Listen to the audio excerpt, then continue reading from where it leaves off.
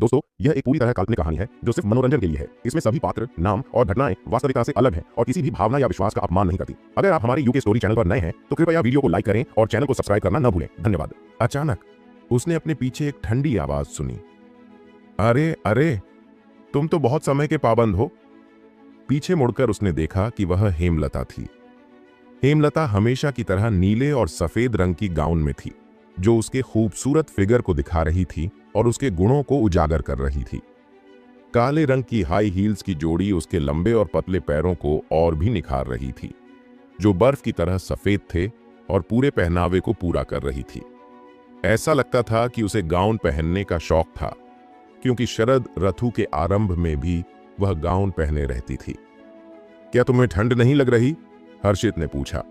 उसे एक नजर भी देखे बिना हेमलता सीधे झील के किनारे के रेस्तरां में चली गई। नहीं, सच में ऐसा था उसका नेचर, और हर्षित की तुलना में वह उतनी जीवंत नहीं थी। लगता है आप बुरे मूड में हैं। होटल में एंटर करने के बाद ही उसने आखिरकार हर्षित पर अपनी नजर घुमाई।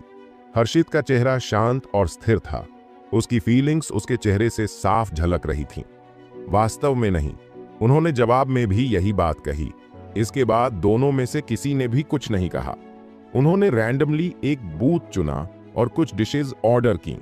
हर्षित ने रेड वाइन की एक बॉटल खोली और हेमलता का ग्लास भर दिया। खैर, आपका बहुत बहुत शुक्रिया।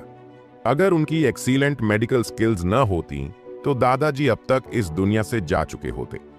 हालांकि हेमलता ने सिर हिलाया। एक डॉक्टर के तौर पर यह मेरी रिस्पॉन्सिबिलिटी थी। थोड़ी देर रुककर उसने उसकी ओर देखा और पूछा, क्या यह आप ही थे जिन्होंने पोलर्टन जनरल हॉस्पिटल और पोलर्टन फार्मा को बर्बाद कर दिया? उसके काम को देखते हुए उसके पास इंफॉर्मेशन लेने के लिए आम लोगों से ज्यादा सोर्सेज थे। इसके अलावा राघव उसका भाई था, इसलिए उसे पहले से ही पता था।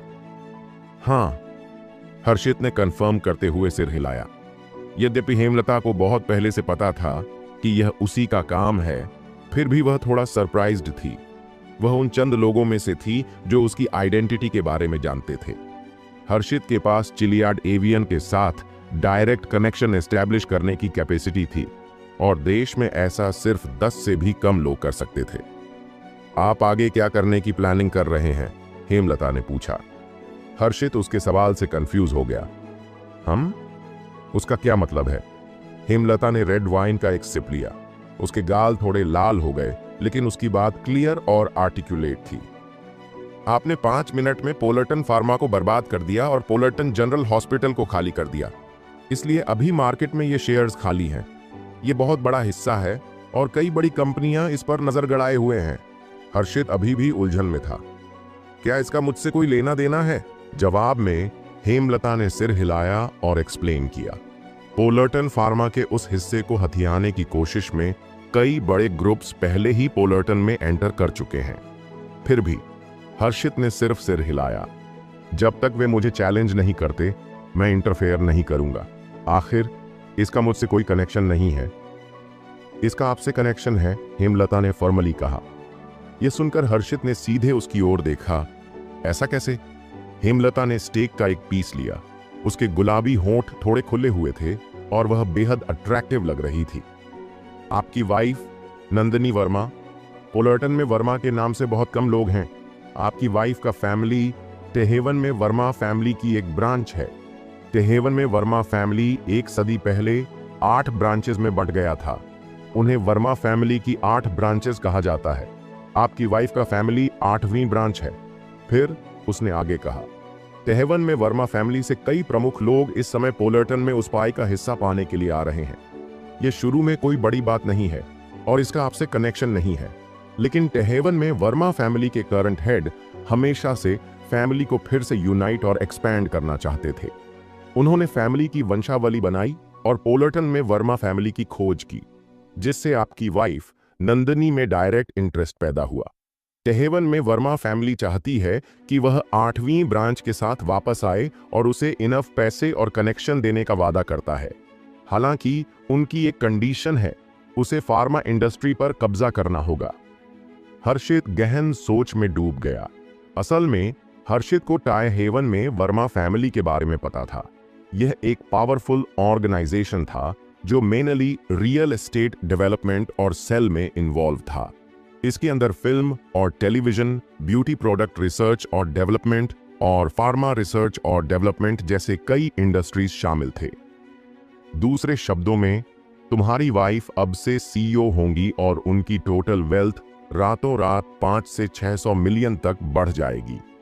अगर वह पोलर्टन में फार्मास्यूटिकल इंडस्ट्री पर काबू कर लेती हैं, तो उनकी वेल्थ 3 साल में 2 बिलियन तक पहुंच जाएगी, हेमलता ने एक्सप्लेन किया। आगे बोलो, हर्षित ने अपनी बाहें क्रॉस कर लीं। वर्मा फैमिली के हेड ओल्ड मिस्टर वर्मा अभी अपनी डेथ बेड पर हैं और कभी भी उनका निधन हो सकता है। मरने से पहले उनकी एक ही ख्वाहिश है, फैमिली को फिर से एकजुट करना और वर्मा फैमिली की 8वीं ब्रांच को वापस अपने ग्रुप में शामिल करना। हालांकि इसमें काफी रेजिस्टेंस है।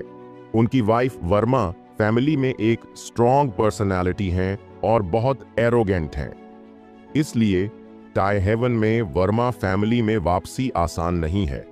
लेकिन तुम्हारी वाइफ के पास अभी एक गोल्डन चांस है। हालांकि वह काफी प्रेशर में भी हैं, हेमलता ने और बताया। फिर उसने हर्षित पर एक क्यूरियस नजर डाली। बेशक, यह सब तुम्हारे एक वर्ड से सॉल्व हो सकता है। एक बार अगर तुम बोल दो तो टाई हेवन में वर्मा फैमिली बिना डाउट अपनी लॉयल्टी दिखाने के लिए दौड़ पड़ेगी। हर्षित ने सिर नीचे किया और जोर से हंसा। नंदिनी और मैं तलाकशुदा हैं। यह सुनकर हेमलता शॉक्ड रह गई। उसने अपना सिर नीचे झुका लिया और उसकी आंखों में कुछ चमक उठा। ओह हाँ, तुम्हें यह सब कैसे पता? हर्षित ने पूछा। उनका इंटेलिजेंस नेटवर्क बहुत बड़ा था, लेकिन उन्हें अभी तक यह न्यूज नहीं मिली थी। मैं ओल्ड मिस्टर वर्मा का इलाज कराने गई थी। उन्हें बर्थ से हार्ट डिफेक्ट और लंग्स में स्पेस ऑक्यूपाइंग लेजन है, इसलिए उनके दिन गिने चुने हैं। मैं भी कुछ नहीं कर सकती, हेमलता ने शांति से कहा। हर्षित शांत हो गया। अच्छा, क्या तुम अपनी एक्स वाइफ की हेल्प करने का सोच रहे हो? हेमलता ने अब नंदिनी को एक्स वाइफ कहकर एड्रेस किया। हर्षित काफी देर तक खामोश रहा, फिर धीरे से बोला, देखेंगे। अचानक हेमलता का इंटरेस्ट बढ़ गया। क्या तुम अब भी उससे प्यार करते हो? सवाल को इग्नोर करते हुए हर्षित ने अपना वाइन ग्लास उठाया। चीयर्स! दोनों ने हल्के से ग्लास टकराए। शायद यह वाइन का असर था, लेकिन हेमलता के फेस पर लालिमा और बढ़ गई। वह ज्यादा टॉकटिव हो गई और हर्षित को देखते हुए उसकी आंखों में नरमी थी। उसके जैसा इंसान उसके लिए एक हीरो था। अगर कुछ साल पहले पवित्र युद्ध में उनका कंट्रीब्यूशन न होता, तो आज हम इतनी शांति से जिंदगी नहीं जी रहे होते। अरे हैनी, क्या तुमने नहीं बताया था कि आज रात तुम्हारी कई सर्जरी हैं? तुम यहां क्यों हो? जैसे ही उसके दिल में फीलिंग्स गहराने लगीं, एक आवाज आई और उसके थॉट्स डिस्ट्रैक्ट हो गए। इंस्टेंटली इरिटेट होकर हेमलता ने एक बार फिर से टिश्यू का पीस लिया और अपने होंठ पोंछे। यहां एक मक्खी है, तो चलो।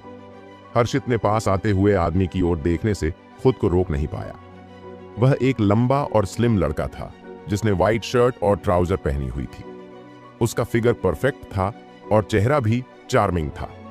वह हेमलता को सरप्राइज होकर देख रहा था। हेमलता के पास एक लड़की भी खड़ी थी। हर्षित उस लड़की को अच्छी तरह जानता था। वह कोई और नहीं बल्कि नंदिनी थी। दोनों ने एक दूसरे की ओर देखा और फिर नजरें फेर लीं। हेमलता ने नंदिनी की आंखों में दुख देखा। नंदिनी की आंखें भी लाल थीं, जैसे वह पहले रोई हो। इसके उलट हर्षित का चेहरा इमोशनलेस था। चलो चलते हैं। हेमलता ने हर्षित का दाहिना हाथ पकड़ लिया। जब जेनिफर ने यह देखा तो उसके चेहरे पर एक अजीब सा एक्सप्रेशन आया और वह हल्की कांप उठी, लेकिन अगले ही पल वह नॉर्मल हो गई। मत जाओ हैनी, मैं अभी अभी आया हूं और तुम जा रहे हो। वह आदमी इतना फ्रस्ट्रेटेड था कि हकलाने लगा। क्या हमारे बीच कोई रिलेशन है क्विंटस? हेमलता ने स्ट्रेट पूछ लिया। जैसे ही क्विंटस वर्मा ने देखा कि वह हर्षित की बांह पकड़े हुए है, उसकी आंखों में गुस्सा चमकने लगा। तो वह तुम्हारा मैन है?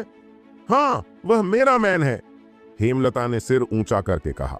हेमलता को हर्षित की बांह पकड़ते देख नंदिनी के चेहरे पर उदासी छा गई।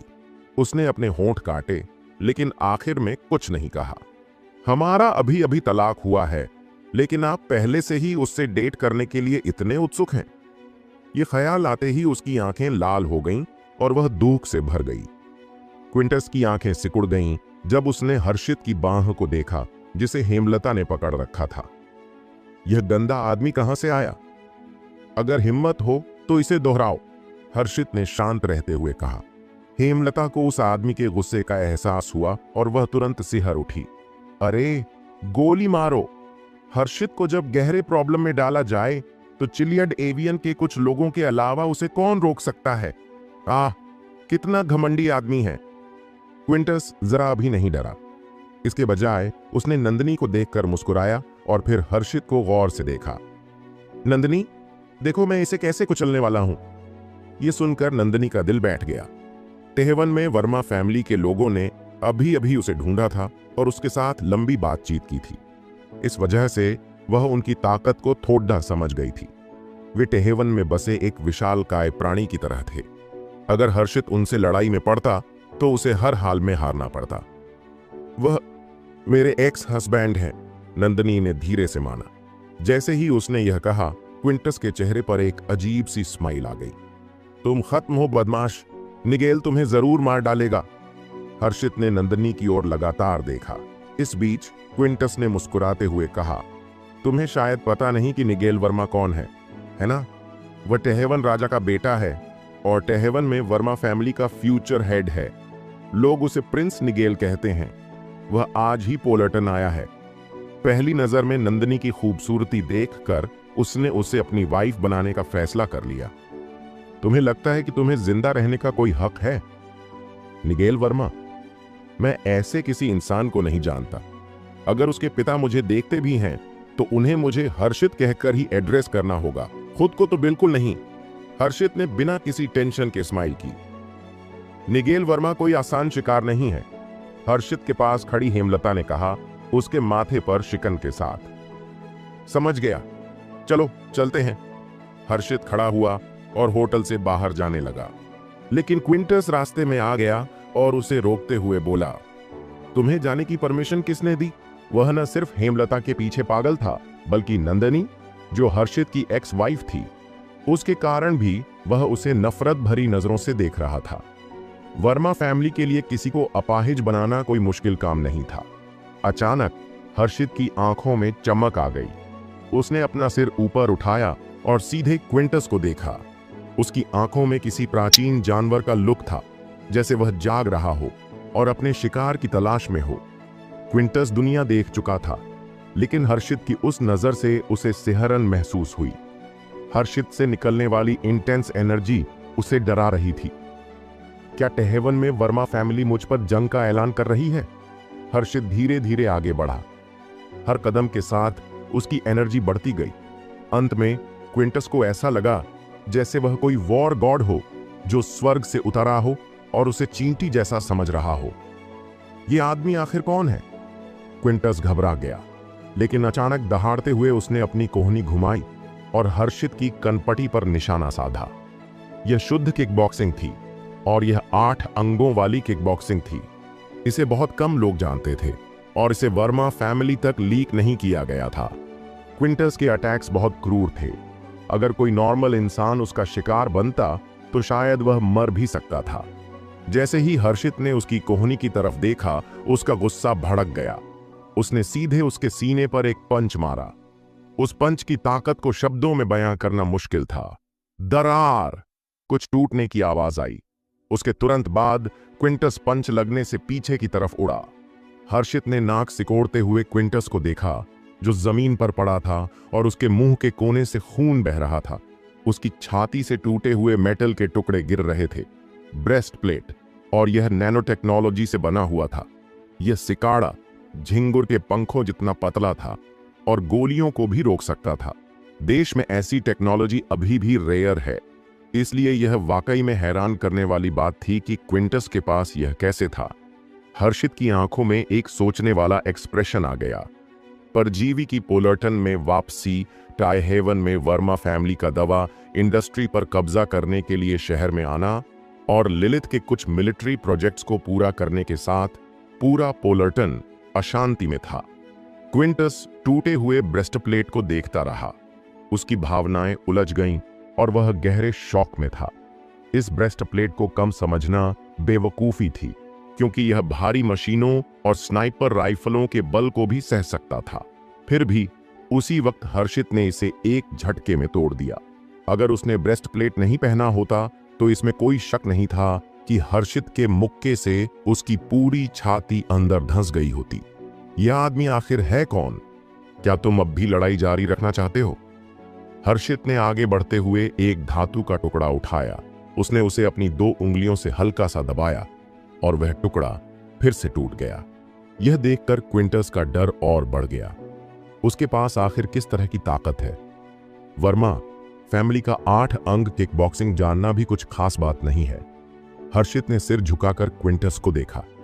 क्विंटस का दिल फिर से तेजी से धड़कने लगा। यह सच था कि यह 8 अंग किकबॉक्सिंग ही थी, लेकिन किकबॉक्सिंग कई अलग अलग स्टाइल्स में होती है और जो कोई इसे पहली नजर में पहचान सकता था वह सच में काफी स्किल्ड था। वास्तव में उसकी बैकग्राउंड कैसी है? तुम आखिर हो कौन? क्विंटस ने खांसते हुए पूछा। हर्षित ने उसे जवाब देना भी जरूरी नहीं समझा, सिर्फ एक नजर डालकर रह गया। हाँ, वह मेरी पहचान जानना चाहता है, जब वह खुद कुछ भी नहीं है। इसके बाद उसने अपनी नजर नंदनी की ओर घुमाई। नंदनी के चेहरे पर एक कंफ्यूज्ड एक्सप्रेशन था। उसने थोड़ा सोचने के बाद हर्षित के पास आकर कहा, हर्षित, मेरे पास पैसे हैं, अब मैं तुम्हारा बोझ हल्का कर सकती हूँ। क्या हम पहले जैसे हो सकते हैं?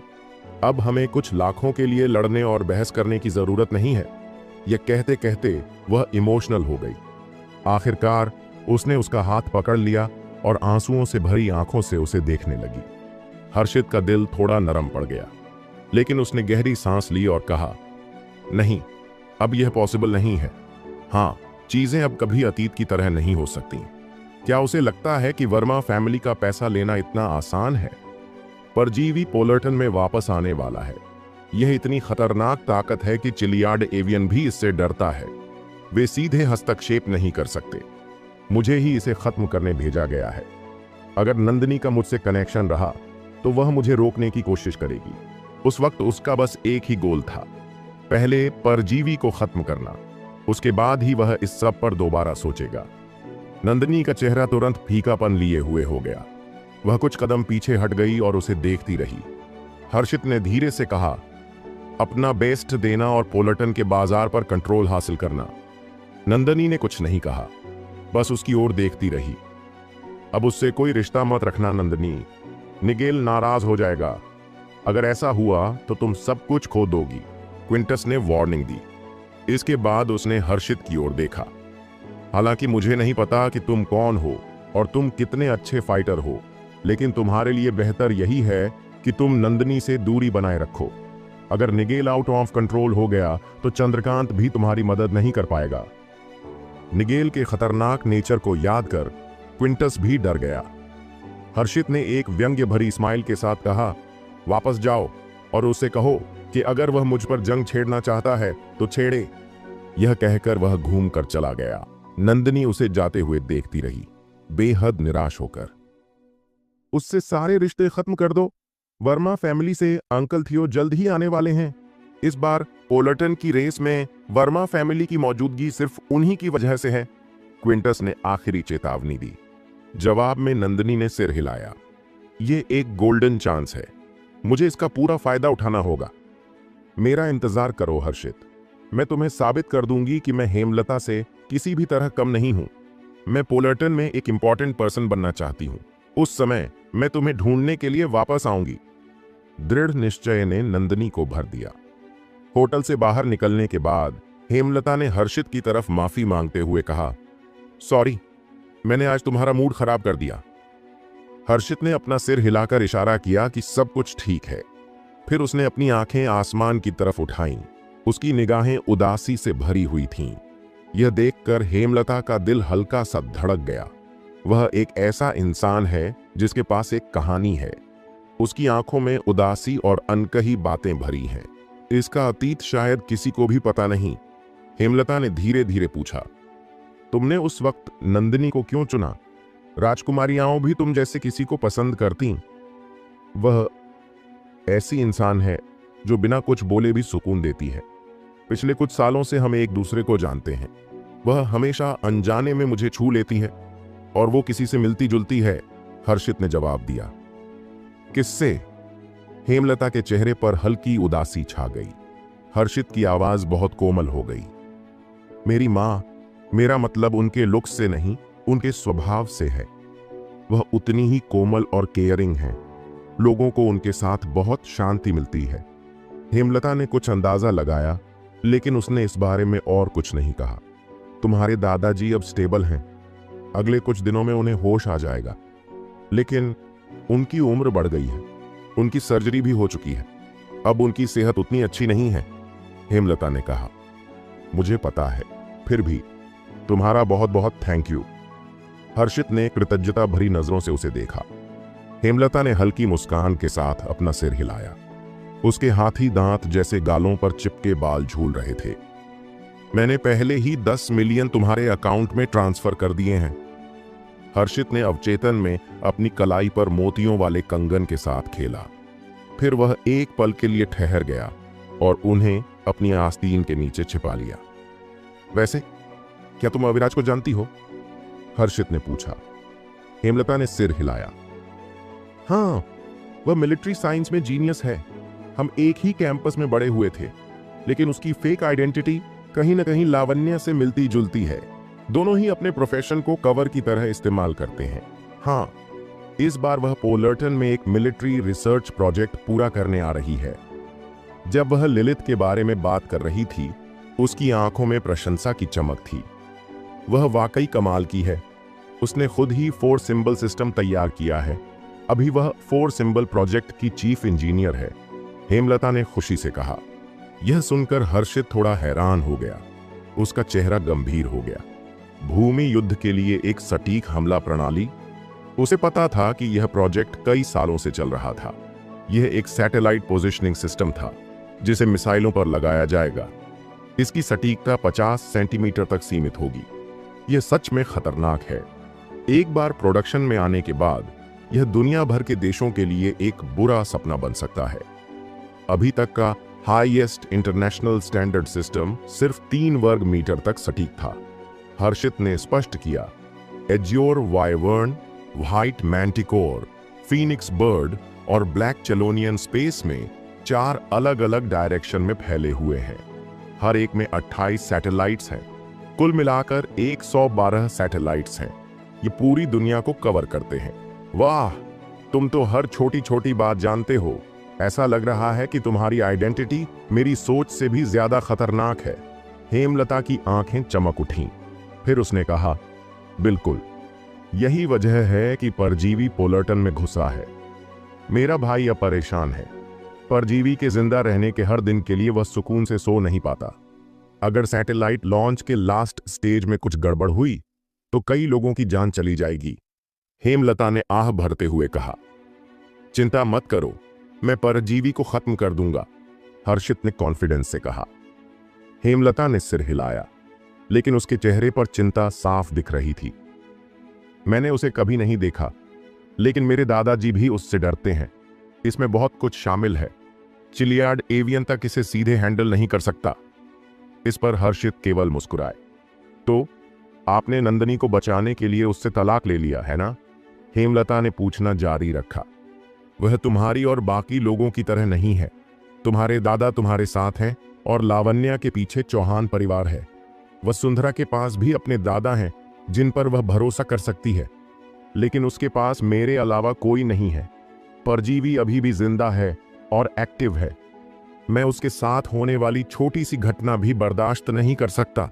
मैं इसे इस तरह कहूंगा, हमारे बीच जितनी तनावपूर्ण परिस्थितियां होंगी वह उतनी ही सेफ रहेगी, हर्षित ने स्वीकार किया।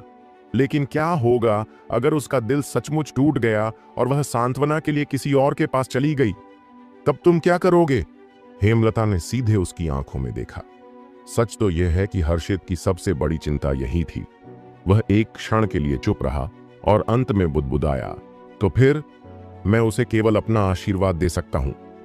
6 लाख की खातिर आपने सिस्टम को रिवाइव किया और अपने शांतिपूर्ण जीवन को तहस नहस कर दिया, यहां तक कि नंदनी को रसातल में धकेल दिया। क्या यह इसके लायक है? हर्षित ने कड़वाहट से ठहाका लगाया। यह ऐसी चीज है जिससे मैं कभी नहीं बच सकता। मेरे हाथ खून से सने हैं। अगर मैंने सिस्टम को रिवाइव नहीं भी किया होता तो भी चिलियार्ड एवियन मुझे वापस लाने का कोई ना कोई तरीका निकाल ही लेता। इसके अलावा मैंने परजीवी के कई लोगों को मार डाला। हेमलता ने आगे कुछ नहीं कहा। मैं तुम्हें घर भेज दूंगा, हर्षित ने कहा। फिर उसने अपना हाथ उसकी पीठ पर बढ़ाया और इशारा किया। इसके बाद नंदिनी की प्रोटेक्शन के लिए कई सफेद कपड़े पहने लोग बिना आवाज किए होटल में घुस गए। हेमलता को वापस भेजने के बाद हर्षित कुछ देर विचार विमर्श करते रहे और फिर घर चले गए। यह नंदिनी के साथ उनका घर था और कुछ भी नहीं बदला था। उसने जल्दी से अपने कपड़े और सामान पैक कर लिया। वहां खड़े होकर उसने कुछ देर तक सब कुछ देखा और फिर आखिरकार उसने एक लंबी सांस ली। उसने अपनी चाबी निकाली और उसे लिविंग रूम की कॉफी टेबल पर रख दिया। फिर उसने कुछ देर सोचा और अपनी जेब से एक बैंक कार्ड निकाला और उसे भी कॉफी टेबल पर रख दिया। उस बैंक कार्ड का इस्तेमाल वे दोनों अपने बच्चे के लिए पैसे जमा करने के लिए करते थे। हर महीने वे उसमें एक छोटी रकम जमा करते थे। अब तक उन्होंने उस कार्ड को प्रीमियम ब्लैक कार्ड में अपग्रेड कर लिया था। यह देखने में बहुत सिंपल लग रहा था, लेकिन बैंक के सिस्टम ने इसे 100 मिलियन लिक्विडिटी वाले वीवीआईपी के रूप में दर्शाया। उसे पैसों की कोई चिंता नहीं थी क्योंकि उसे पैसों में कोई रुचि नहीं थी। इसके बाद उसने अपनी शादी की तस्वीर उतारी और उसे एक बॉक्स में बंद करके अपने साथ ले गया। ये सब करने के बाद उसने धीरे से दरवाजा बंद किया और मुड़कर लिफ्ट में गायब हो गया। रात के 10 बजे के कुछ ही समय बाद नंदिनी घर पहुंची। जैसे ही उसने दरवाजा खोला और कॉफी टेबल पर चाबियां और बैंक कार्ड देखा, वह स्तब्ध रह गई और उसकी आंखों से आंसू बहने लगे। नंदिनी ने अलमारी इस तरह खोली जैसे वह पागल हो गई हो, लेकिन हर्षित के सारे कपड़े गायब थे। फिर उसने जूतों की अलमारी खोली, लेकिन उसमें केवल उसके जूते ही बचे थे। दीवार खाली थी, यहां तक कि उनकी शादी की तस्वीर भी गायब थी। वह जमीन पर गिर पड़ी और अपने चेहरे को दोनों हाथों से ढककर दर्द से रोने लगी। तुम इतने क्रूर क्यों हो? क्यों? लीला को फोन करके उसने रोते हुए कहा, माँ, निखिल को मुझे लेने के लिए बुलाओ। मैं वापस जाना चाहती हूँ और आज रात तुम्हारे घर पर रहना चाहती हूँ। क्या बात है? क्या हुआ? तुम क्यों रो रही हो? मैं निखिल को बुलाकर तुम्हें तुरंत ले जाऊंगी, लीला ने परेशान होकर कहा। आधे घंटे बाद निखिल साक्षी के साथ वहां पहुंच गया। उस समय वह पहले की तरह ही आत्मसंतुष्ट था। साक्षी भी बहुत ऊंचा और पावरफुल दिख रहा था। कुछ ही घंटों में वर्मा परिवार ने वापसी कर ली थी। उनमें से किसी ने भी कभी नहीं सोचा था कि टाई हेवन में रहने वाला वर्मा परिवार, जिसके साथ उनका कई दशकों से कोई संपर्क नहीं था, परिवार को फिर से एकजुट कर देगा। इसलिए निखिल भी ज्वार के साथ ऊपर उठ गया। उस बेहतरीन आदमी ने उसे एक बार में 2 मिलियन दे दिए। जब उसने उस आदमी को देखा तो उसे समझ में आया कि लोग अलग अलग होते हैं। हरिओम एक कपटी इंसान था, लेकिन वह आदमी एक दुर्जेय योद्धा था, परिपक्व, शांत और महत्वाकांक्षी। उस आदमी का नाम निगेल वर्मा था और वह टहेवन किंग का सबसे उत्कृष्ट पुत्र था। उसने नंदिनी में रुचि ले ली थी। उसके बारे में जानने वाले सभी लोग जानते थे कि उसके पास महिलाओं की कोई कमी नहीं थी, न ही वह किसी से पूरे दिल से प्यार करता था। अब तक एक भी महिला जो उसे पसंद थी उससे बचकर नहीं निकल पाई। बेशक वह नंदिनी से शादी नहीं करेगा, वह सिर्फ उसका शरीर पाना चाहता था। आखिरकार उसकी मंगेतर जेडबोरो में थी और वह वास्तव में कुलीन वर्ग से थी। निखिल के चेहरे पर तिरस्कार झलक रहा था। जब तुमने हर्षित से तलाक ले लिया है तो तुम रो क्यों रही हो नंदिनी? क्या यह खुशी की बात नहीं है? निगेल तुम्हारे प्रति ईमानदार है। नंदिनी ने अपना सिर उठाया। पहली बार उसके चेहरे पर घृणा झलक रही थी। क्या यह वाकई मेरा भाई है? अपने स्वार्थ के लिए वह मुझे बार बार आग की रेखा में धकेलता है। इससे पहले हरिओम था और अब यह निगेल है। अगर निगेल से ज्यादा कोई और बेहतरीन व्यक्ति सामने आता है तो मुझे कोई शक नहीं है कि वह मुझे भी आग की रेखा में धकेल देगा। हर्षित, अब कुछ भी नहीं है जब तुम पोलर्टन में वर्मा परिवार के नेता हो, साक्षी ने उत्साह से कहा। एक अमीर आदमी को अपने साथ जोड़कर निखिल को छोड़ने की उसकी प्रारंभिक योजना लगभग समाप्त हो गई। क्योंकि उस समय वह आदमी भी अमीर माना जाता था। चलो चलें, नंदनी ने बुदबुदाया। कार में बैठने के बाद निखिल ने कहा, अंकल, थियो घर पर आपका इंतजार कर रहे हैं। नंदनी हैरान रह गई। तुम्हारा मतलब किससे है? इस बारे में बात करते हुए निखिल ने एक सम्मानजनक भाव धारण किया। टेहेवन में वर्मा परिवार से अंकल थियो निगेल के सबसे वफादार अधीनस्थ। मैंने देखा कि ब्लेड अलायंस के मार्क ने भी जब उन्हें देखा तो उनके प्रति बहुत सम्मान दिखाया। इसके अलावा मार्क के साथ कोई और भी है जो मुझे बहुत डरावना लगता है। जब उसने यह कहा तो वह कांप उठा। पीछे की सीट पर अकेली बैठी नंदनी ने अपनी आंखें बंद कर लीं और अपने अगले कदम के बारे में सोचने लगी, क्योंकि वे यहाँ के दवा उद्योग पर अपना दबदबा बनाना चाहते थे। निगेल वर्मा मुझे बहुत चौकस दिखाई देते हैं, लेकिन मुझे यकीन नहीं है कि वे ईमानदार हैं या नहीं। फिर भी अपनी मृत्युशैया पर लेटे हुए बुजुर्ग व्यक्ति वास्तव में परिवार को फिर से एकजुट करने की अपनी इच्छा में ईमानदार हैं। इन सब में निश्चित रूप से कुछ ऐसा रहस्य है जो मुझे नहीं पता। उसने पिछले कुछ घंटों में जो कुछ भी अनुभव किया था उसे याद किया। दरअसल उसकी मुलाकात निगेल से हुई थी। वह एक ऐसा व्यक्ति था जो अंदर से अहंकारी था, फिर भी परिपक्व और स्थिर था। एक नजर में ही पता चल जाता था कि उसका आधार कितना मजबूत था। ऐसा फाउंडेशन 100 साल पुराने समृद्ध परिवार के समर्थन के बिना कभी स्थापित नहीं हो सकता था। कुछ ही देर में वे नंदनी के माता पिता के घर पहुंच गए। ललित और लीला दोनों वहां सम्मानपूर्वक बैठे थे और उनके चेहरे पर अनुग्रहपूर्ण भाव थे। उनके सामने 3 लोग बैठे थे। उनमें से एक 50 साल का दबंग दिखने वाला अधेड़ उम्र का आदमी था, जिसका चेहरा कोणीय था। वह टेहेवन में वर्मा परिवार से अंकल थियो था, जिसका निखिल ने उल्लेख किया। थियो वर्मा। उसके बगल में बैठा था ब्लेड अलायंस से मार्क गंजा, सिर पर काले कमल के टैटू के साथ। उसके बगल में एक और हट्टा कट्टा आदमी बैठा था जो लगभग 40 साल का लग रहा था और जिसकी लंबाई 2 मीटर थी। वह सिर्फ एक सिंगलेट पहने हुए था और उसकी बाहें पेड़ के तने जितनी मोटी थीं।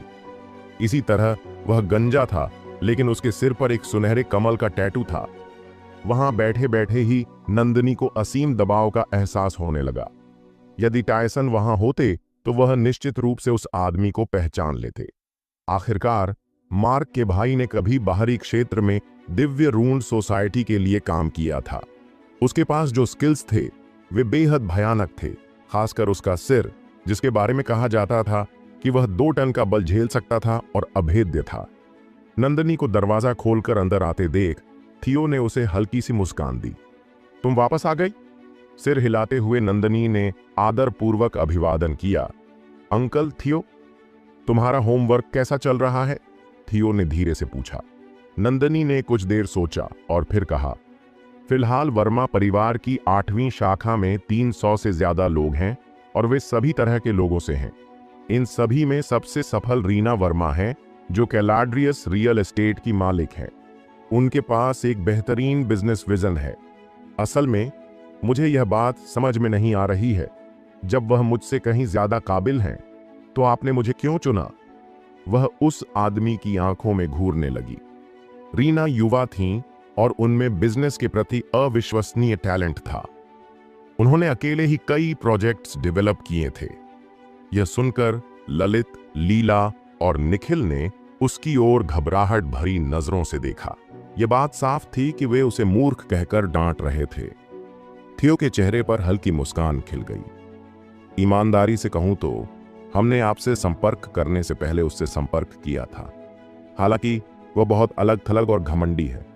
उसने कहा कि इससे कोई फर्क नहीं पड़ता कि वे फैमिली में फिर से शामिल हुए या नहीं, क्योंकि ब्लड रिलेशन पहले से ही 18 जनरेशन का अंतर है। इसके अलावा उसे कंट्रोल करना आसान नहीं है। आप अलग हैं, आपके पास कोई बेस नहीं है, लेकिन हमने आपकी इन्वेस्टिगेशन की और पाया कि आप बिजनेस को संभालने में बहुत टैलेंटेड हैं। आपने पोलर्टन यूनिवर्सिटी से ग्रेजुएशन किया और यूनिवर्सिटी में रहते हुए कई आइडियाज प्रपोज किए, लेकिन स्टार्टअप कैपिटल की कमी के कारण वे सभी पीछे हट गए। मुझे यकीन है कि आप बाद में उन आइडियाज की प्रोग्रेस जानते हैं। जब नंदनी यूनिवर्सिटी में थीं, उन्होंने स्मार्टफोन के तेजी से डेवलपमेंट का प्रपोजल दिया था। उन्होंने एक रीडिंग सॉफ्टवेयर डेवलप करने का भी सजेशन दिया जो शहर में धूम मचा सकता था। इसके अलावा उन्होंने एक फूड डिलीवरी एप्लीकेशन बनाने का भी सुझाव दिया था। उनका बिजनेस विजन वाकई बहुत एडवांस्ड था। नंदिनी चुप हो गई। इसलिए आप सबसे सूटेबल कैंडिडेट हैं। बूढ़े मिस्टर वर्मा इस वक्त बीमार हैं। अब उनकी ख्वाहिश है कि वर्मा फैमिली की 8 ब्रांचेस को फिर से यूनाइट किया जाए और उन सभी को एक सूत्र में बांध दिया जाए ताकि वर्मा फैमिली एक टॉप लेवल रिच फैमिली बन सके। थियो की आंखें चमक उठीं। वर्मा फैमिली अब 8 ब्रांचेस में डिवाइड हो चुकी थी और हर ब्रांच में एक्सपीरियंस्ड पर्सनैलिटीज थीं। एक बार जब वे सभी साथ आ गए तो वर्मा फैमिली निश्चित रूप से देश में एक टॉप लेवल ग्रुप बनने में सक्षम होगी। टेहेवन में वर्मा फैमिली की असली एंबिशन यही थी। हालांकि वर्मा फैमिली का लीडर डेथ बेड पर था, फिर भी उसकी सोच बहुत दूरगामी थी। हालांकि यह बिना कंडीशंस के नहीं है। आपको 2 साल के भीतर पोलर्टन के मेडिसिन इंडस्ट्री पर डोमिनेट करना होगा और 5 बिलियन का रेवेन्यू जनरेट करने के लिए अपनी कैपेसिटी के अनुसार बाकी सभी इंडस्ट्रीज को डेवलप करना होगा। यह कहते हुए थियो की आंखें चमक उठीं। फिर उसने कहा, अगर आप ऐसा कर लेती हैं तो आप हमेशा के लिए टेहेवन में वर्मा फैमिली का हिस्सा बन जाएंगी। अन्यथा हम सब कुछ वापस ले लेंगे।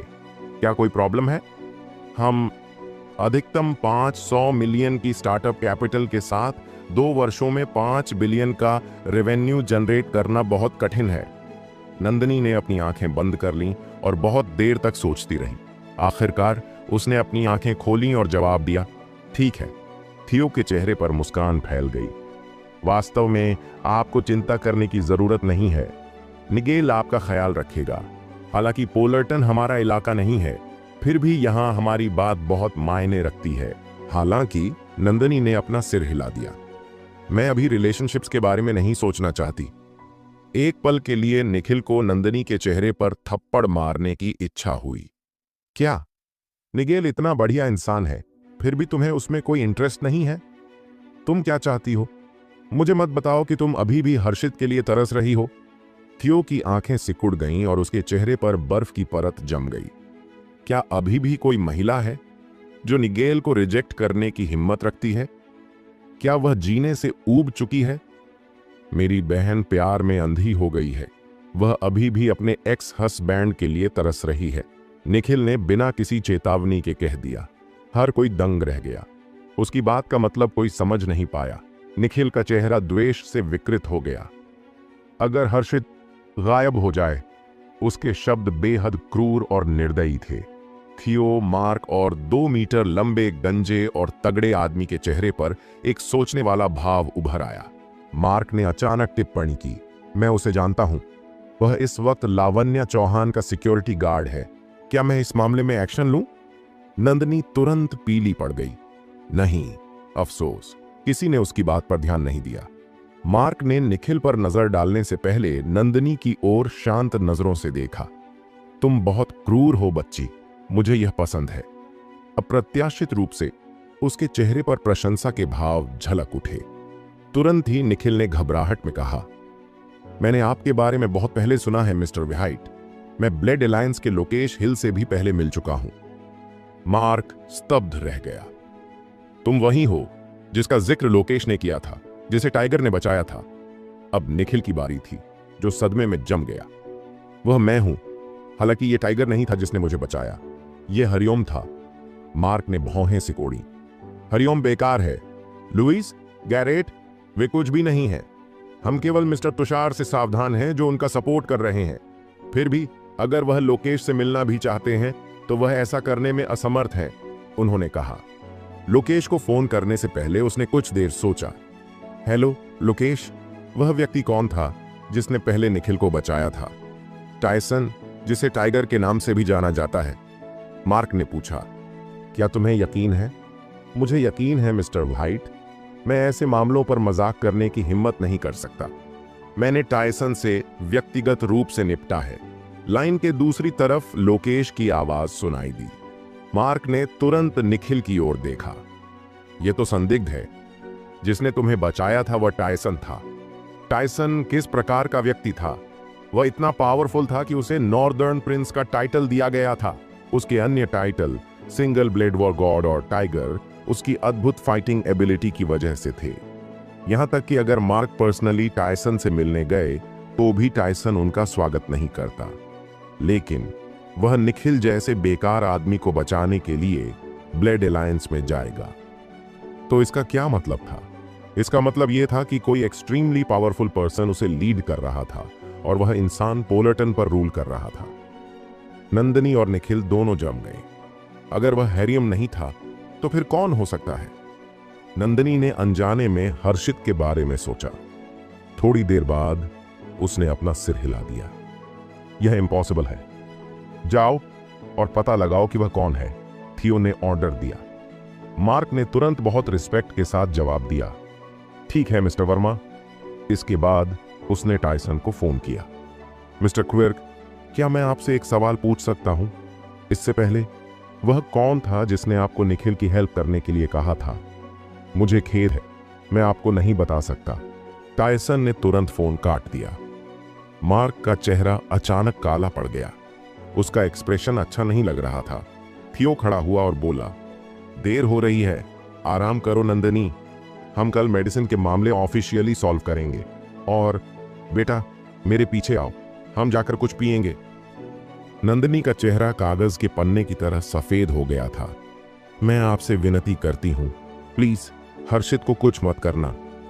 निश्चिंत रहो, हम ऐसा नहीं करेंगे, थियो ने उसे भरोसा दिलाया।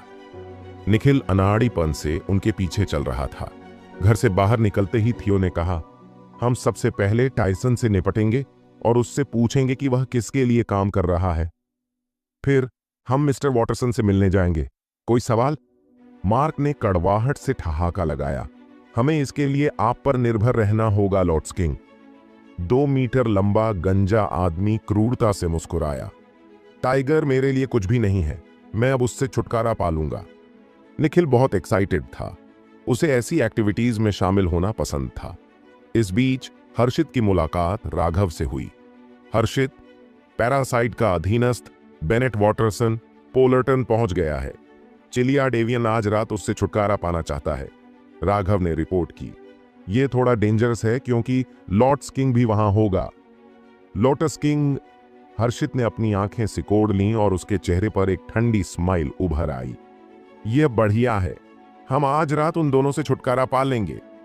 चिलिया डेवियन ने निर्देश दिया है कि आप फिलहाल अपनी आइडेंटिटी रिवील नहीं कर सकते। आपको इसे सहन करना होगा। हर्षित, राघव ने माफी मांगी और उसे एक गोल्डन मास्क और एक गोल्डन केप सौंप दिया। हर्षित ने उसे रिसीव किया और उसके चेहरे पर पुरानी यादें ताजा हो गईं। उन्होंने पहली बार यह मास्क 1 दशक पहले पहना था। तब सभी उन्हें गोल्डन लॉर्ड कहकर बुलाते थे। चिलिया डेवियन बहुत इंटरेस्टिंग है, हर्षित ने कहा और उसके चेहरे से स्माइल गायब हो गई। राघव चुपचाप मुस्कुराया। उसके चेहरे पर नया रिस्पेक्ट दिख रहा था। ठीक है, अब आप जा सकते हैं। हर्षित ने मास्क लिया और लगभग उसी समय ब्रैडली से न्यूज रिसीव की। मार्क, लोटस किंग, निखिल और थियो टायसन के ठिकाने की ओर जा रहे थे। ऐसा लग रहा था कि वे उसे मारने के लिए तैयार थे।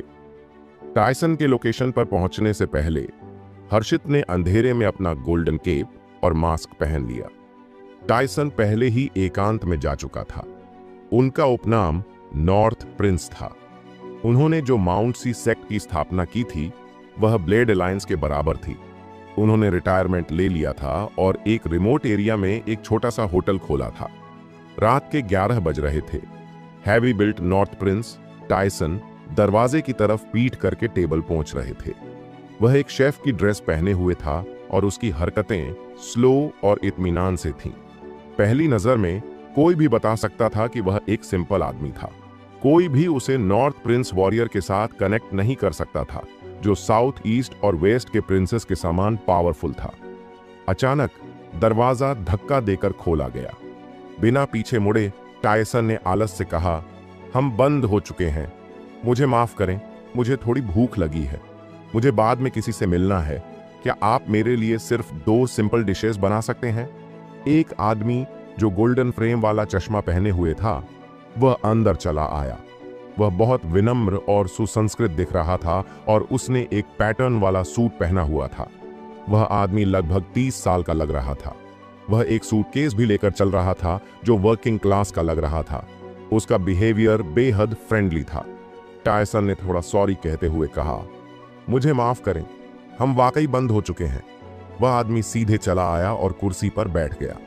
मुझे बहुत खेद है बॉस, मुझे 2 सिंपल डिशेज और थोड़ी बियर से कोई परेशानी नहीं है। प्लीज मेरी हेल्प करें, क्या यह ठीक है? उसका बिहेवियर बहुत विनम्र था और चेहरे पर एक रिलैक्स्ड एक्सप्रेशन था। टायसन ने सिर हिलाने से पहले कुछ देर सोचा। ठीक है, कुछ मिनट तक मेरा इंतजार करो। उस आदमी ने झुककर अपना आभार व्यक्त किया। लगभग 10 मिनट बाद टायसन ने 2 सिंपल डिशेस पकाए और उसके पास ले आया। उस आदमी ने बियर पी और बोला, क्या आप बैठकर मुझसे बात कर सकते हैं? टायसन एक पल के लिए शॉक्ड रह गया और फिर बैठ गया। काफी देर हो चुकी है, क्या तुम ओवरटाइम कर रहे हो?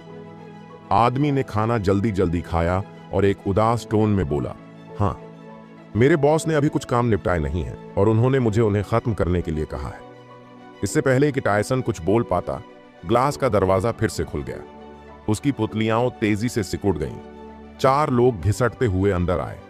वे मार्क, थियो, लॉर्ड्स किंग और निखिल थे। मार्क अंदर गया और उसने रोलर शटर को अंदर से लॉक कर दिया। इसके बाद वह सूट पहने आदमी के पीछे खड़ा हो गया। उन्होंने थोड़ा झुककर कहा, मिस्टर वॉटरसन, मुझे खेद है, मुझे आपको ऐसी जगह आमंत्रित नहीं करना चाहिए था। बेनेट ने एक घूंट बियर पी और डकार ली। सब ठीक है। टायसन तुरंत उठ खड़ा हुआ और लड़खड़ाता हुआ पीछे की ओर मुड़ा। अपने दाहिने हाथ की एक लहर के साथ उसका कसाई का चाकू उसकी मुट्ठी में आ गया। मार्क, आपको एक शक्तिशाली समर्थक मिल गया है। टायसन अपनी युवावस्था में एक महत्वपूर्ण व्यक्ति थे जिन्होंने बहुत कुछ देखा था। उन्होंने स्थिति पर शांति से प्रतिक्रिया व्यक्त की और घबराए नहीं। मार्क ने कहा, आज मैं यहां 2 कारणों से आया हूं। क्या आप मुझसे पूछना चाहते हैं कि इस कचरे को बचाने का निर्देश मुझे किसने दिया? टायसन ने निखिल की ओर इशारा किया। निखिल का चेहरा लाल हो गया। फिर उसने डांटा, टायसन, अपने शब्दों पर ध्यान दो। कौन बेकार है? मानो या न मानो, मैं तुम्हें खत्म कर सकता हूं। टायसन ने उसे घृणा से देखा। तुम्हारी एक अच्छी बहन है, अगर नहीं होती तो तुम कूड़े के ढेर में तब्दील हो जाते। हमें बताओ, अगर तुम बता दोगे तो मैं तुम्हें बिना दर्द के मरने दूंगा। बेनेट ने बड़े चाव से 2 कौर खाना खाया। यह थियो वर्मा है और यह लॉर्ड्स किंग है। क्या तुम्हें लगता है कि आज तुम्हारे पास मौका है? निखिल ने अपने पीछे खड़े लोगों की ताकत पर भरोसा करते हुए धमकी दी। टायसन का चाकू उसकी मुट्ठी में घूम गया और वह तेजी से मार्क की ओर कूद पड़ा। चाकू इतना तेज था कि प्रकाश का एक छाप बना और कान फाड़ देने वाली आवाज गूंजी। कमल राजा आगे बढ़ा और चाकू को अपनी खोपड़ी के ऊपर गिरा दिया। अप्रत्याशित रूप से एक धातु जैसी ध्वनि सुनाई दी। टायसन को लगा कि उसका हाथ सुन्न हो गया है और उसकी पुतलियां एक बार फिर सिकुड़ गई हैं। बेकार, लॉर्ड्स किंग ने टायसन की पसलियों पर मुक्का मारते हुए कहा। एक चटकने की आवाज सुनाई दी। टायसन को जल्द ही असहनीय दर्द महसूस हुआ और वह उड़कर कांच की मेज पर जा गिरा। मेज टुकड़े टुकड़े हो गई। उसने लॉर्ड्स किंग को सदमे से देखते हुए मुंह से ताजा खून थूका। क्या आप 1 दशक पहले के लॉर्ड्स किंग हैं? टायसन को एक व्यक्ति याद आया। 10 साल पहले एक कुलीन सेना थी और एक महान लॉर्ड्स किंग के बारे में अफवाह थी कि वह उसमें शामिल है। चाकू और गोलियों का उसके शरीर पर कोई असर नहीं होता था। हाँ, कमल राजा ने कहा, चूंकि आप लॉर्ड्स किंग को जानते हैं, इसलिए आपको मुझे भी जानना चाहिए। बेनेट ने आखिरकार खाना खत्म कर दिया और उसने अपने होठों को पोंछने के लिए एक टिश्यू निकाला। टायसन ने उसकी ओर देखा। बेनेट ने आगे कहा, 4 चेहरे वाला देवदूत। उसके शब्दों से टायसन का दिल भय से धड़कने लगा। टायसन की शक्ति पोलर्टन में थी, लेकिन 4 फेस्ड एंजल की शक्ति गोल्डन ट्रायंगल तक फैली हुई थी। ऐसी अफवाहें थीं कि उसकी रफ्तार काफी अच्छी थी। वह नंगे हाथों से गोली भी पकड़ सकता था। ऐसा व्यक्ति अप्रत्याशित रूप से पोलर्टन में आया। हालांकि निखिल को समझ नहीं आ रहा था कि वे क्या कह रहे हैं, लेकिन उसे लगा कि वे कमाल के हैं।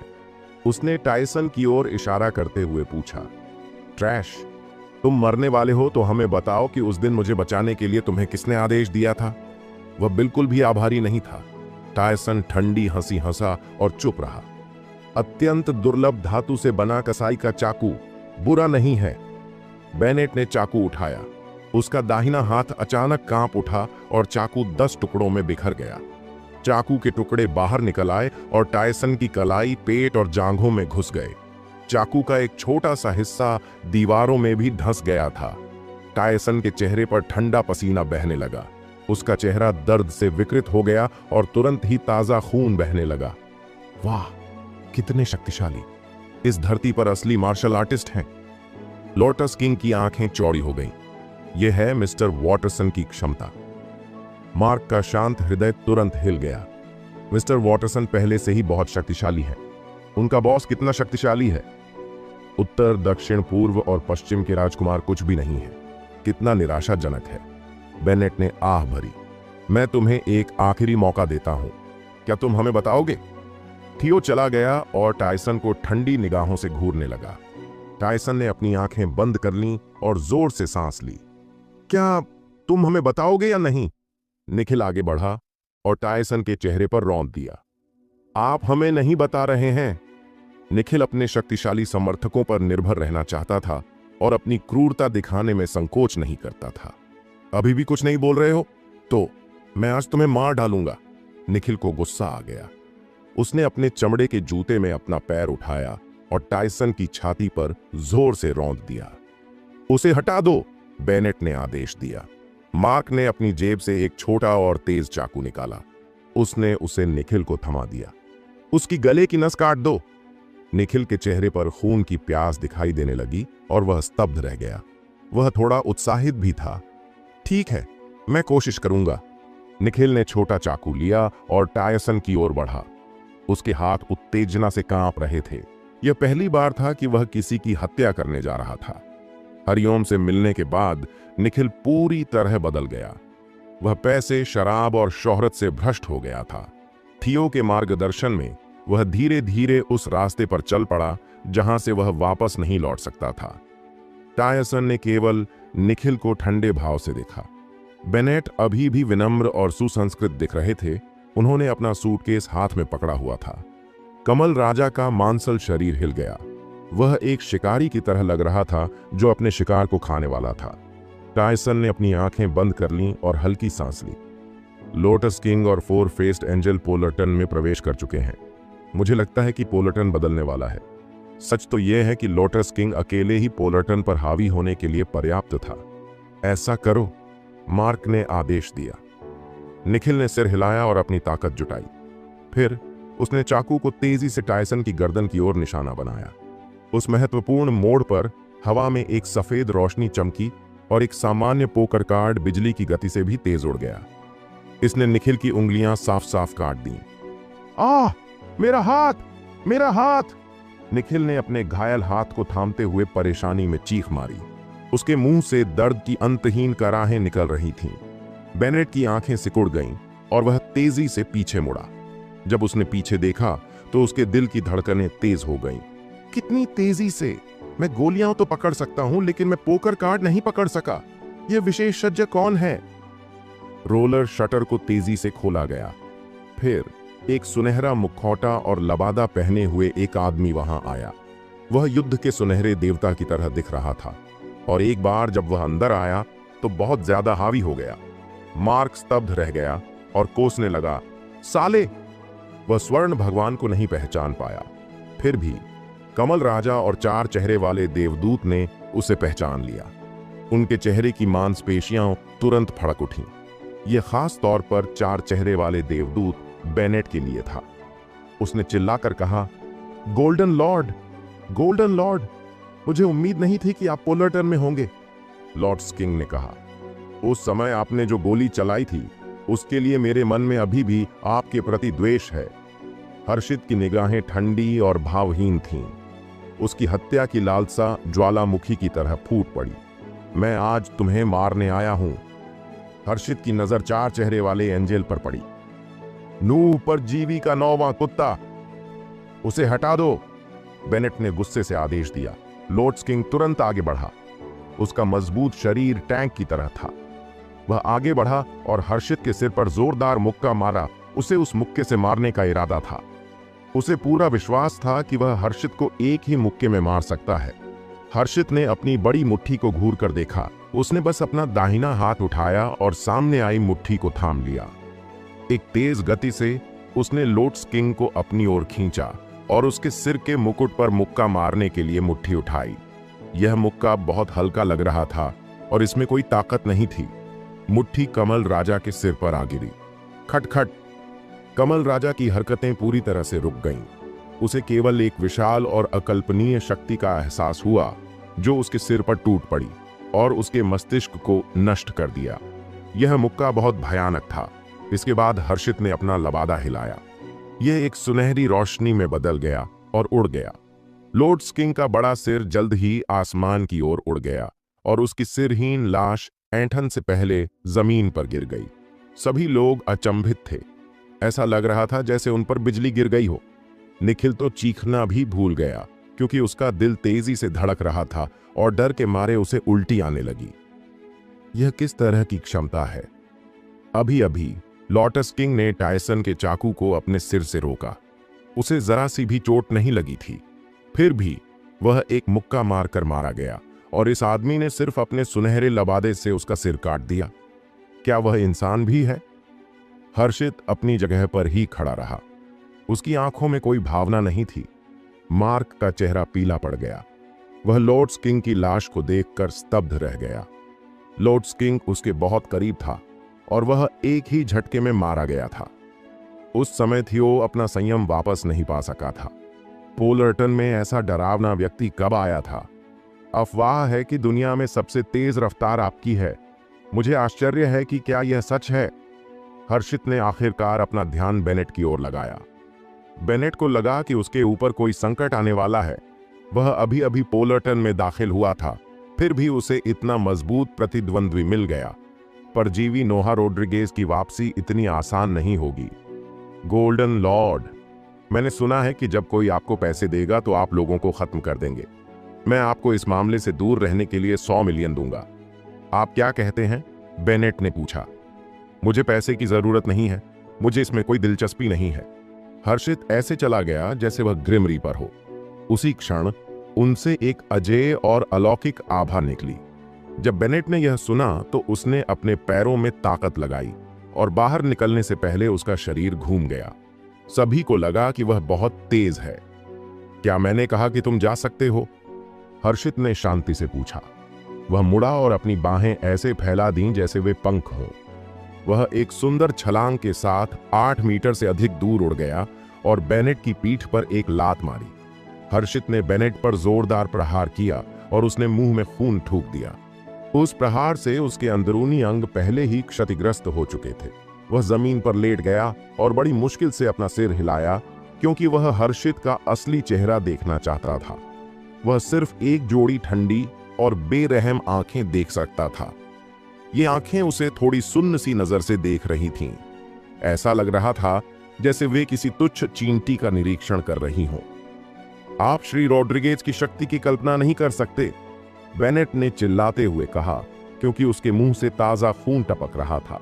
जिस गति पर उसे इतना गर्व था वह गोल्डन लॉर्ड की गति की तुलना में बिल्कुल भी नहीं थी। गोल्डन लॉर्ड बहुत ही परफेक्ट था। कोई भी उसकी गति को पार नहीं कर सकता था। उसकी ताकत भयानक थी और उसमें कोई कमजोरी नहीं पाई जा सकती थी। जैसे ही बेनेट ने चिल्लाना समाप्त किया, अंधकार छा गया और उसकी आंखों पर ज्वार की तरह छा गया। 1 सेकंड के भीतर उसने जीवन के सभी लक्षण खो दिए। टायसन ने अपने सामने का दृश्य देखकर अविश्वास में अपनी आंखें चौड़ी कर लीं। मुझे विश्वास नहीं हो रहा है कि गोल्डन लॉर्ड इतना शक्तिशाली है। क्या उसे पता है कि 4 फेस्ड एंजेल कितना शक्तिशाली है? वह गोल्डन ट्रायंगल में एक बड़ा शॉट है और वह मेरा चाकू भी तोड़ सकता है। लेकिन फिर अब उसे गोल्डन लॉर्ड ने केवल 1 लात से मार डाला है। उस समय वह हर्षित की प्रशंसा करने से खुद को रोक नहीं सके। हर्षित सूटकेस उठाकर टायसन की ओर चला गया। क्या तुम ठीक हो? टायसन यह सुनकर बहुत हैरान हुआ। क्या? मुझे यकीन नहीं हो रहा कि गोल्डन लॉर्ड ने मेरे लिए चिंता दिखाई है। हाँ, कोई बात नहीं, मैं ठीक हूं, उसने जवाब दिया। थियो चुपचाप खड़ा रहा और घबराहट में सांस फूलने लगी। क्या मैंने अभी अभी टेहेवन किंग के मिशन को विफल कर दिया है? दूसरी ओर मार्क डर से कांप उठा। क्या तुम लोग सोचते हो कि मुझे तुम तीनों को मार देना चाहिए? हर्षित ने निखिल, मार्क और थियो की ओर देखा। कृपया मुझे मत मारो, मैं आपसे विनती करता हूं। निखिल ने अचानक जमीन पर घुटने टेक दिए। मैं तो बस एक मामूली आदमी हूं, मैं यहां सिर्फ आज रात का शो देखने आया हूं। मैं टेहेवन में वर्मा परिवार का सदस्य हूं। अगर तुम मुझे मार देते हो तो तुम टेहेवन राजा के साथ युद्ध की घोषणा कर रहे हो। थियो अभी भी आत्मसमर्पण करने के लिए संघर्ष कर रहा था। ठीक है, हर्षित ने सहजता से उत्तर दिया। उसके पैर की एक ठोकर से पूरी जमीन टुकड़ों में बिखर गई। एक चट्टान उड़कर थियो के मंदिरों में जा घुसी। थियो की आंखें आश्चर्य से चौड़ी हो गईं। उसे झटका लगा। उसे उम्मीद नहीं थी कि हर्षित बिना किसी हिचकिचाहट के उसे मार देगा। अगले ही क्षण वह जमीन पर गिर पड़ा और उसकी सांस रुक गई। कृपया मुझे मत मारो, कृपया। मार्क अपने घुटनों पर गिर गया और दर्द से कराह उठा। मैं तुम्हारा कुत्ता बनने को तैयार हूं। हर्षित की शक्ति ने उसे बहुत टेंशन में डाल दिया था। आखिरकार लॉर्ड्स किंग ओरिजिनली उसका भाई था, इसलिए वह जानता था कि लॉर्ड्स किंग कितना कैपेबल है। उस टाइम व्हाइट फैमिली की डिजास्टर के दौरान लोटस किंग अपनी एबिलिटीज का यूज करके बच निकला था। इसके साथ ही हर कोई उसके एक्स्ट्राऑर्डिनरी मार्शल आर्ट्स स्किल्स से इंप्रेस्ड था। अफसोस की बात है कि गोल्डन लॉर्ड ने उसे सिर्फ एक पंच मारकर खत्म कर दिया। यह सबसे पावरफुल शक्ति थी जो किसी ने कभी देखी थी। इसके अलावा 4 चेहरे वाला देवदूत एक पैरासाइट था, नूह का वेपन। कोई भी उसे कभी नहीं हरा सकता था, इसलिए उसे दुनिया का सबसे पावरफुल व्यक्ति माना जाता था। अनफॉर्चुनेटली हर्षित ने उसे भी एक ही वार में खत्म कर दिया। यह क्लियर था कि हर्षित एक डेंजरस इंसान था। थियो की बात करें तो वह टाइहेवन में वर्मा फैमिली के निगेल वर्मा का स्पोक्स पर्सन था। फिर भी हर्षित ने उसे तुरंत खत्म कर दिया। हर्षित ने जमीन पर पड़े मार्क को कोल्ड आइज से देखा। चिलियार्ड एवियन के लेटेस्ट ऑर्डर के अनुसार उसे नहीं मारना चाहिए। आखिरकार वह पैरासाइट का सबऑर्डिनेट था, इसलिए वह डेफिनेटली बाकी सबऑर्डिनेट्स को जानता होगा। इस सिचुएशन में उसे फिलहाल जिंदा रखना बेटर होगा। हर्षित ने मार्क की तरफ देखा और फिर निखिल की तरफ। मैं समझ नहीं पाया, तुम तो बस एक तुच्छ कूड़ा कचरा हो। तुम्हें इस मैटर में क्यों उलझना है? क्या जिंदा रहना अच्छा नहीं है? उसकी आवाज डीप बैरिटोन जैसी लग रही थी। यह मास्क के साउंड कार्ड का इफेक्ट था। निखिल को लगा कि उसके अंदर एक झटका सा लगा है। उसने जोर से सिर हिलाया और कहा, तुम सही हो, मैं तो बस एक बेकार का टुकड़ा हूं। तुम जेनरस हो, है ना? क्या तुम मुझ जैसे यूजलेस आदमी पर दया दिखा सकते हो? हर्षित ने टायसन से कहा, उस पर कदम रखो। दांत पीसते हुए टायसन खड़ा हुआ और निखिल के चेहरे पर पैर रख दिया। निखिल ने दर्द में जोर से चीख मारी, लेकिन उसने विरोध करने की हिम्मत नहीं की। वह ओबीडियंटली जमीन पर लेट गया और टायसन को अपने ऊपर पैर रखने दिया। यह इतना पेनफुल था कि उसकी आंखें लाल हो गईं। हर्षित ने कमरे के बाहर खड़े लोगों की तरफ इशारा किया। कुछ ही देर में ब्लैक सूट्स पहने कुछ लोग लाइटनिंग की स्पीड से अंदर आए। फिर वे चुपचाप हर्षित के पीछे घुटनों के बल बैठ गए। हर्षित ने ऑर्डर दिया, इन्हें पोलर्टन समुद्र में डुबो दो और वहीं सड़ने दो। ब्लैक सूट्स वाले लोग तुरंत खड़े हुए और निखिल और मार्क को ड्रैग करके ले गए। दोनों डर के मारे चिल्लाने लगे, लेकिन रूम में मौजूद सभी ने उनकी बात इग्नोर कर दी। उनके जाने के बाद रोलिंग शटर फिर से बंद हो गया। टायसन ने पलटकर हर्षित को ऑकवर्डली देखा। हर्षित ने धीरे से अपना मास्क उतारा और अपना यंग फेस रिवील किया। टायसन की आंखें बड़ी हो गईं क्योंकि उसका दिल इरेगुलरली धड़कने लगा। उस मोमेंट वह इतना शॉक्ड था कि उसका दिल ऑलमोस्ट उसके गले से बाहर आ गया। यह हर्षित है, मुझे एक्सपेक्ट नहीं था कि वह गोल्डन लॉर्ड होगा। नमस्कार हर्षित। अपने शरीर पर लगे इंजरीज की परवाह न करते हुए टायसन ने जमीन पर घुटने टेके और हर्षित को रिस्पेक्टफुली सैल्यूट किया। उसकी आंखें एक्साइटमेंट से भरी हुई थीं। सच है, सिर्फ हर्षित के पास ही इतनी ग्रेट पावर हो सकती है। ठीक है, इतना फॉर्मल होने की जरूरत नहीं है। हर्षित कुर्सी पर बैठ गया। टायसन एक झटके में खड़ा हो गया। उसके चेहरे पर एक हम्बल और फ्रेंडली स्माइल आ गई। हर्षित ने सूटकेस खोलते हुए कहा, आप माउंट सी सेक्ट पर कब्जा करना शुरू कर सकते हैं। फिर सही समय पर पैरासाइट को खत्म करने के लिए सभी फोर्सेस को इकट्ठा करें। डॉक्यूमेंट्स पर कॉम्प्लेक्स वर्ड्स और सिंबल्स की एक सीरीज थी। टायसन की आईब्राउज सिकुड़ गईं क्योंकि उसे डॉक्यूमेंट्स में कुछ भी समझ नहीं आ रहा था। आखिरकार वे पपिलॉन में यूज किए गए साइफर टेक्स्ट का लेटेस्ट वर्जन थे। कोई भी ऑर्डिनरी इंसान उन्हें समझ नहीं सकता था। पोलर्टन में सिर्फ 2 लोग